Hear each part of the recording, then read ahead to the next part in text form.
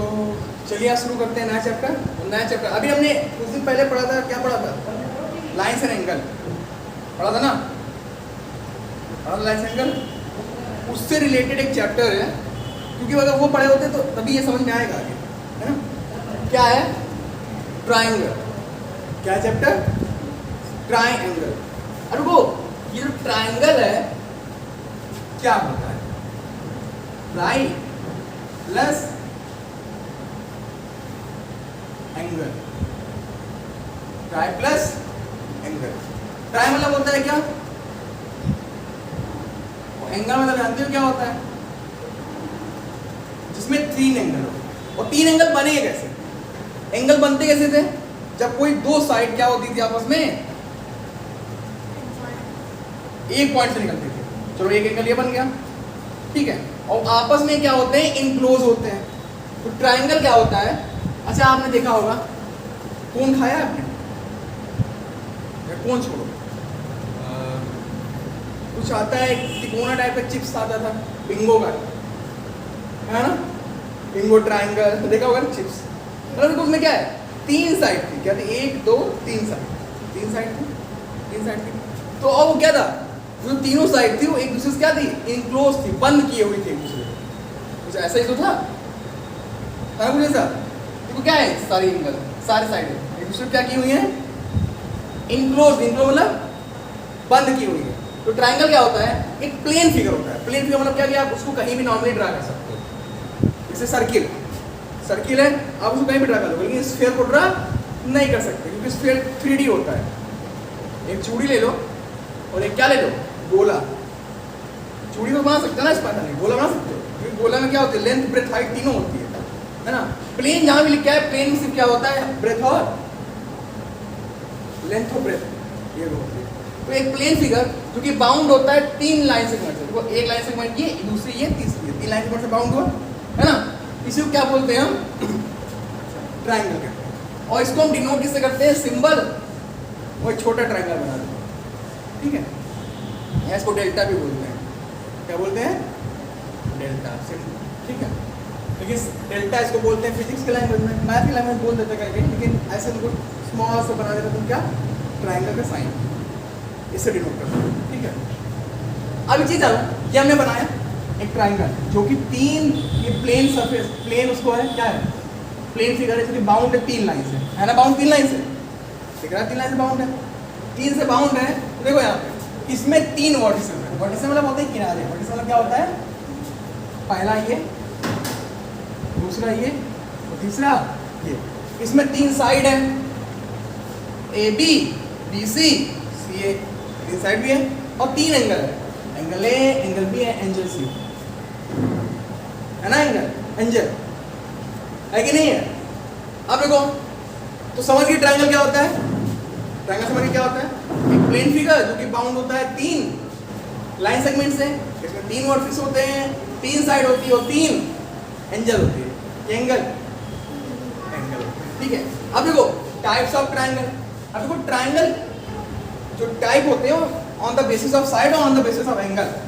Side के basis भी होता है और एंगल के बेसिस भी होता है। साइड के बेसिस पे 3 होते हैं और एंगल के बेसिस पे 3 होते हैं।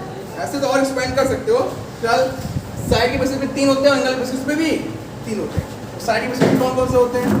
इक्विलेटरल ट्राइंगल, आइसोसेलेस ट्राइंगल और स्केलिन ट्राइंगल। अभी क्या होते हैं आगे बताएंगे, अभी पहले ऐसे समझ लो, ठीक है। इक्विलेटरल ट्राइंगल क्या कि जिसकी सारी साइड क्या हुई? इक्वल। आइसोसेलेस क्या हो गया? जिसमें 2 साइड इक्वल। और स्केलिन क्या होगा? इसमें कोई भी साइड इक्वल नहीं। अब on the basis of angle, acute angle, जो ट्राइंगल के एंगल वो 0 से 90 के बीच में हो। अगला राइट एंगल ट्राइंगल, और उसके बाद ऑब्ट्यूज, मतलब कि राइट एंगल 90 बराबर, ऑब्ट्यूज मतलब कि 90 से ऊपर, 180 से कम। समझ गए? कोई डाउट? इतना नोट कर लिया, ठीक है। इसे नोट कर लो, फिर आगे बढ़ाते हैं। समझ में आया? तो अब हम आते हैं on the basis of side. Side के बेसिस पे क्या कहते हैं? ट्राइंगल कितने प्रकार के होते हैं वो जानेंगे, ठीक है। तो सबसे पहला क्या है? इक्विलेटरल ट्राइंगल, जिसके सभी साइड इक्वल होते हैं, सभी साइड इक्वल होते हैं, क्या कहलाता है? इक्विलेटरल कहलाता है, ठीक है। यानी AB बराबर BC बराबर C है, तो सारी साइड इक्वल है। एंगल से नहीं मतलब है हमें, साइड से मतलब है। किससे मतलब है? साइड से मतलब है। तो इसके सभी साइड इक्वल क्या कहलाता है? वो इक्विलेटरल कहलाता है। ठीक है, उसके बाद होता है आइसोसेलेस ट्रायंगल। क्या होता है? एक ऐसा ट्रायंगल जिसकी केवल दो साइड, कोई भी दो साइड, हमें नहीं पता कौन सी, कोई दो साइड इक्वल है तो क्या कहलाएगा? आइसोसेलेस ट्रायंगल कहलाएगा। यानी ए बी बराबर बी सी हो सकता है, बी सी बराबर सी हो सकता है, सी बराबर क्या हो सकता है? ए बी हो सकता है, हो सकता नहीं हो सकता है? ठीक है, कुछ ऐसा ठीक है, कोई दो साइड इक्वल है। यहाँ पे क्या इक्वल है? ए बी बराबर ए सी है कि नहीं है? अगला स्केलन। स्केलन क्या होता है?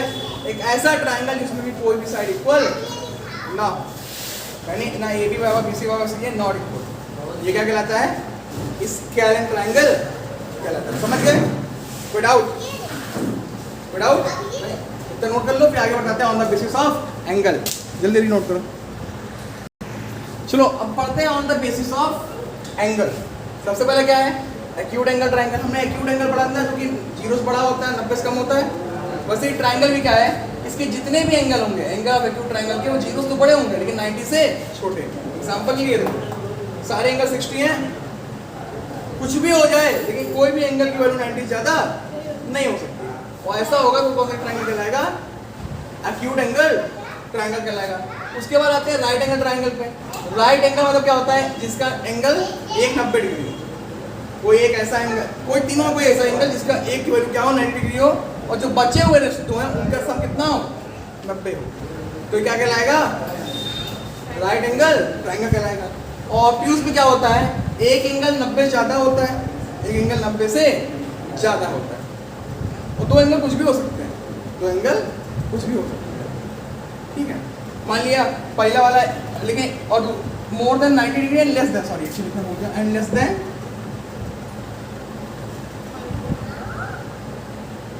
180।